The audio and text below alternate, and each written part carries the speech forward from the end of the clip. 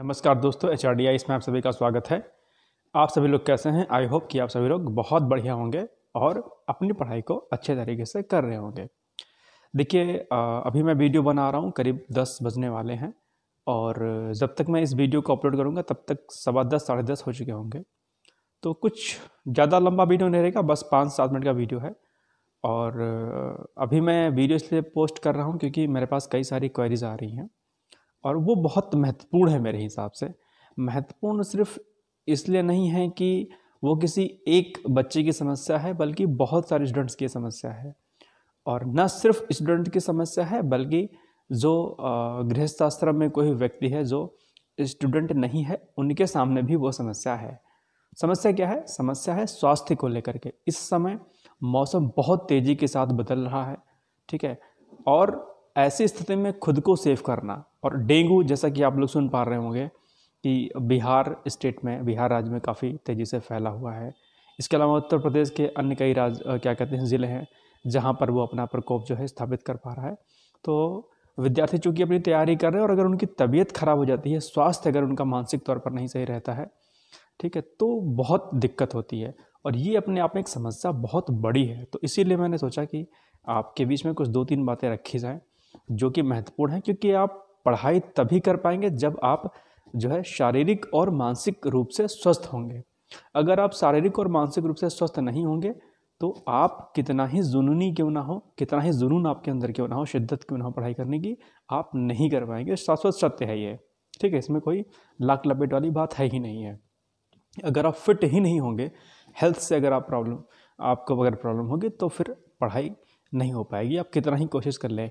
और ऐसे में क्या होगा कि आप चिड़चिड़े होंगे, परेशान होंगे, दूसरों के साथ आप कंपेयर करेंगे कि वो अगला बच्चा पढ़ रहा होगा, अगला बंदा निकल जाएगा, आप वहीं रह जाओगे। तो इन सारी चीज़ों से निपटने के लिए मैं आपको 2-3 चीज़ें बता रहा हूँ, महत्वपूर्ण है। वीडियो को प्लीज़ स्किप मत करिएगा। ये आपके जीवन से और आपके स्वास्थ्य से संबंधित है चीज़ें। जो स्टूडेंट नहीं है वो भी इस वीडियो को देख सकते हैं, और जो हैं विद्यार्थी वो तो ज़रूर देखिएगा, स्किप मत करिएगा। पहली बात तो ये कि अगर आप सुबह उठने के जो है हैबिचुअल है, अगर मॉर्निंग में अगर आप उठ पाते हैं तो प्लीज़ आप लोग योग और प्राणायाम को जो है अपने हैबिट में प्लीज़ इसको डालिए। अब योग और प्राणायाम 2 अलग अलग चीज़ें हैं, हालांकि मैं इसे किसी दिन क्लैरिफाई करूंगा, लेकिन अगर आप योग और प्राणायाम को अगर अलग अलग समझते हैं तो इन दोनों में से कम प्राणायाम को तो जरूर करिए। प्राणायाम क्या होता है? सांसों का खेल होता है सारा का सारा, ठीक है। तो इसकी एक दिन मैं अलग से एक वीडियो जो है मैं प्रॉपर तरीके से मॉर्निंग में अपलोड करके डाल दूंगा कि एक विद्यार्थी को कौन कौन से योग और कौन कौन से प्राणायाम करने चाहिए कि जिससे वो मानसिक, शारीरिक और बौद्धिक रूप से जो है बहुत बढ़िया तरीके से काम कर पाए और उनका विकास हो। तो इसके लिए मैं एक वीडियो बना दूंगा अलग से। फिलहाल के लिए मैं आपसे इतना कह रहा हूँ कि अगर आप सुबह उठ पाते हैं और अपने हैबिट में अगर आप योग को, प्राणायाम को शामिल करते हैं, निश्चित तौर पर आपको इसका फ़ायदा बहुत अच्छा मिलेगा और आप जो है क्या कहते हैं अच्छे तरीके से काम कर पाएंगे। एक बात। दूसरी महत्वपूर्ण बात यह है कि आप लोग अभी चूँकि ठंडा मौसम आ रहा है, तो जहाँ तक हो सके तो आप लोग जो है अच्छे से ड्रेस वगैरह जो भी चीज़ें हैं उसको पहन के रखिए, ठीक है। बहुत ज़्यादा जो है टशन में रहने की आवश्यकता नहीं है कि शर्ट खोल करके अपना बाहर घूम रहे हैं। अगर कोई लड़की है तो उनसे भी रिक्वेस्ट है कि जो है चीज़ों को बहुत अच्छे से मैनेज करें। ऐसा ना रहे कि ठंड लग जाए और फिर परेशान हो आप, ठीक है, और फिर उसका जो है नेगेटिव इम्पैक्ट आपके स्टडी पर पड़े। तो ये चीज़ें ध्यान रखना है। इसके अलावा सबसे महत्वपूर्ण बात है कि इस टाइम चूँकि ग्रीन वेजिटेबल्स बहुत आ रही हैं, आप उसको खाने की कोशिश करिए ताकि आप जो है मानसिक तौर पर, बौद्धिक रूप से आप बहुत ज़्यादा अच्छे रहें, दिक्कत आपको ना होने पाए। इस समय ठंडक का मौसम आ रहा है, पढ़ाई बहुत अच्छी हो सकती है, कोई डिस्टर्बेंस नहीं हो सकता है आपको, क्योंकि गर्मी में तो बहुत दिक्कतें होती हैं। सबके घर में एसी नहीं होता है, सब लोग लाइब्रेरी को एफर्ट नहीं कर सकते हैं, ठीक है। तो रूम में पढ़ना रहता है, बहुत सारी समस्याएं होती हैं, सबके घर में कूलर भी नहीं होता है। ग्रामीण पृष्ठभूमि से बहुत सारे बच्चे होते हैं जो नहीं पढ़ पाते हैं गर्मियों में, तो उनके लिए भी ये समय बहुत अनुकूल है, और जो शहर में रहते हैं उनके लिए भी ये समय बहुत अनुकूल है। तो ऐसी स्थिति में सबसे पहले आपको जो काम करना है वो करना है आपको अपने स्वास्थ्य को लेकर के, अपने हेल्थ को लेकर के, राइट। तो अच्छा खाएं, योग प्राणायाम अगर करने के आदी हैं तो आप करें, नहीं कर पाते हैं तो कोई दिक्कत वाली बात नहीं है, खाने पीने पर अच्छे से ध्यान दें।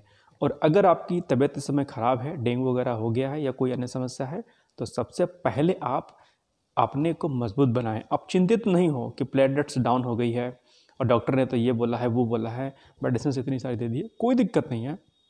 जितना डॉक्टर बोले आप उसको करिए। इसके अलावा खाने पीने पर जो चीज़ें डॉक्टर बताए उसको आप फॉलो करिए, उसको अच्छे से करिए। और सबसे बड़ी बात जो है वो ये है, साइकोलॉजिकली आपको बहुत स्ट्रांग रहना है। साइकोलॉजिकली मतलब आपको ऐसे आपके प्लेटलेट्स अगर 1 लाख से अगर क्या कहते हैं नीचे आ गए, डाउन हो गई और आप डर गए कि प्लेटलेट्स बहुत डाउन हो गई, मेरा डेंगू हो गया, मुझे डरना नहीं है। ठीक है, देखिए आधे से ज़्यादा जो बीमारियां हैं उन्हें हम अपने डर से हरा सकते हैं उसे। ठीक है, मानसिक तौर पर अगर आप मजबूत हैं तो बीमारी झटके में चली जाएगी। हल्का सा फीवर आया और आप रोने लग गए कि फीवर हो गया, मुझे तो पता चला कि आया तो थोड़ा सा है और आप इतने ज़्यादा वीक हो गए सोच के कि वो उसका जो इम्पैक्ट है फीवर का, बुखार का, वो ज़्यादा हो गया आपके ऊपर। ऐसा नहीं होना है। जुकाम हो गया उसके लिए भी आपको परेशान नहीं होना है। देसी जो इलाज होता है घर का, जो आयुर्वेदिक होता है, आप उसको करिए। गर्म पानी पीजिए, गुनगुना पानी पीजिए। कोल्ड जैसे भी आपको जैसे ही महसूस हो कि कोल्ड हो रहा है, तो कुछ नहीं करना है आपको। सिंपल सा एक तरीका है और वो ये है कि आप जो है बस गर्म पानी कीजिए, गुनगुना पानी कीजिए और उसे दिन में जो है हर आधे घंटे पर 2-2 सिप पानी को पी लीजिए। कितना ही जो है ज़्यादा जुकाम होगा वो जो है कोल्ड आपका सही हो जाएगा। मेडिसिन आप कोल्ड में तभी लें जब आपको जो है लगे कि सेकेंडरी डिजीज़ हो रही है। Secondary disease in the sense कि जैसे आपको लगता है कि फीवर हो रहा है, खांसी हो रही है, तब आप मेडिसिन लीजिए। अगर आपको नॉर्मल सिंपल कोल्ड है तो आप कोई मेडिसिन ना लें, क्योंकि कोल्ड में एक्चुअली में जो है कोई मेडिसिन का रोल होता ही नहीं है। वो तभी सही होगा जब आपकी बॉडी जो है एंटीबॉडीज़ बना लेगी। जब तक आपकी बॉडी एंटीबॉडीज़ नहीं बनाती है तब तक उसका क्रम चलता रहता है और वो कोल्ड आपको बना रहेगा। ध्यान रखिएगा। हाँ, इसे आप कंट्रोल कर सकते हैं। कंट्रोल करने का तरीका देसी इलाज है। गुनगुना पानी पीजिए और कड़वा तेल यानी कि जो सरसों का तेल होता है उसको आप नाक में शक करिए। इसके अलावा जो है पैर के तलवे में उसकी मालिश कर लीजिए। अब देखिए ये चीज़ें मैं थोड़ा सा आज एक्स्ट्रा मैं आपको बता रहा हूँ क्योंकि ये समस्या मेरे पास क्वेरीज बहुत आ रही है कि सर मेरी तबीयत ख़राब है, मैं क्या करूँ।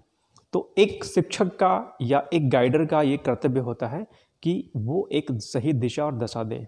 ठीक है, तो इसलिए मुझे ज़रूरी लगा कि इस वीडियो को मैं बना दूँ। और आज थोड़ा थोड़ा कोल्ड मुझे भी महसूस हो रहा है, तो मैंने देखा होगा कि मैं जैकेट इस टाइम मैंने पहन रखा है, तो मुझे लगा कि ना सेफ्टी पहले मस्ट है ना, तो मैंने जैकेट पहन लिया।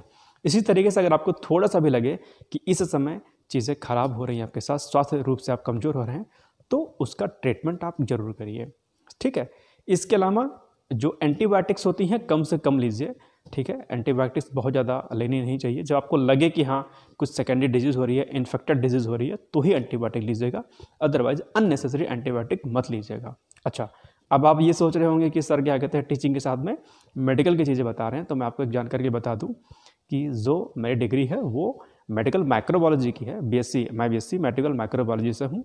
ठीक है, और एमएससी भी हूँ, तो मेडिसिन की नॉलेज है। और दूसरी बात है कि जो पृष्ठभूमि है पारिवारिक, वो मेरी मेडिकल डिपार्टमेंट की है, तो मेडिसिन की नॉलेज है। ठीक है, राइट। इसके अलावा भी और भी अगर कोई दिक्कत होती है तो आप कमेंट बॉक्स में जा करके उन चीज़ों को मुझसे पूछ सकते हैं, चाहे वो आयुर्वेदिक हो या फिर जो है आपकी एलोपैथी से संबंधित जानकारी हो, मैं आपको बता दूंगा। कोई दिक्कत वाली बात नहीं है। लेकिन चूंकि मैं यहाँ पे डॉक्टर बन के नहीं बैठा हूँ, बस मैं आपको सिर्फ समझाने के लिए आया हूँ कि स्वास्थ्य को आप लोग सही रखिए। ठीक, अगर कोई डेंगू हो जाता है, कोई अन्य बीमारी हो जाती है, उससे आप पहली बात तो मानसिक तौर पर आप कमज़ोर नहीं होइए, अपने को मजबूत बनाइए, परेशान मत होइए। ये मत सोचिए कि मेरा टाइम वेस्ट हो रहा है, कैसे करेंगे कैसे नहीं करेंगे, कोई बात नहीं, अब बाद में मैनेज कर लीजिएगा। पहले अपने आप को सही करिए। सबसे प्राइमरी यही है कि सबसे पहले आपको अपने को मजबूत बनाना है इच्छा शक्ति के माध्यम से। ठीक है, साइकोलॉजिकली आप जो है स्ट्रांग रहिए। तो ये कुछ चीज़ें हो गई जो आपको बतानी थी। बाकी कोई दिक्कत नहीं, अभी आपके पास समय है, 2.5-3 महीने का समय है।